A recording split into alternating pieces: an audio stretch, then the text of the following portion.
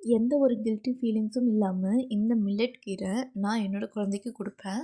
இதில dates சேர்த்துருக்கறனால natural sweetener. So எப்படி பண்ணுறதுன்னு பார்க்கலாமா? தேவையான அளவுக்கு சிறுதானியம் எடுத்துக்கிறேன். இது வந்து குதிரைவாலி அரிசி.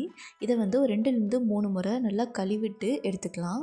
இப்போது இதையே ஒரு குக்கரில் சேர்த்துட்டு தேவையான அளவுக்கு தண்ணி சேர்த்துக்கிறேன்.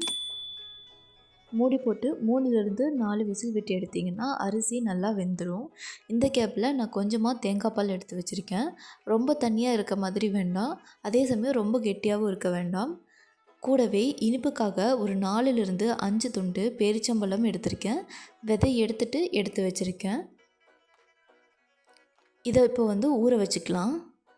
நல்ல சூடான சுடு தண்ணியில் ஒரு 10 நிமிஷம் இந்த பேரிச்சம்பழத்தை ஊற வச்சிங்கன்னா நல்லா சாஃப்ட் ஆகிடும். சாஃப்ட் ஆனதுக்கப்புறம் ஒரு மிக்ஸி ஜாரில் சேர்த்துட்டு நல்லா ஃபைன் பேஸ்ட்டாக அரைச்சி எடுத்துக்கிறேன்.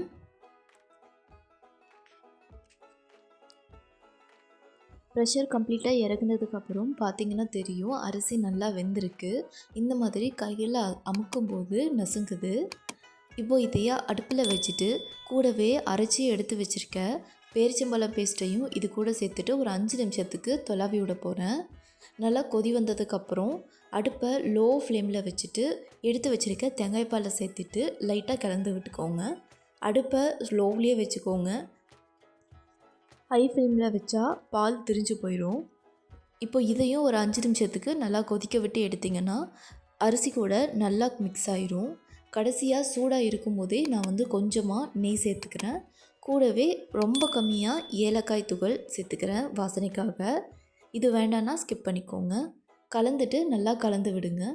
ஆற வச்சுட்டு ஒரு பவுலுக்கு மாற்றுறீங்கன்னா ரொம்பவே டேஸ்டியான, ரொம்பவே ஸ்வீட்டாக இருக்க ஒரு மில்லட் கீர் ரெடி.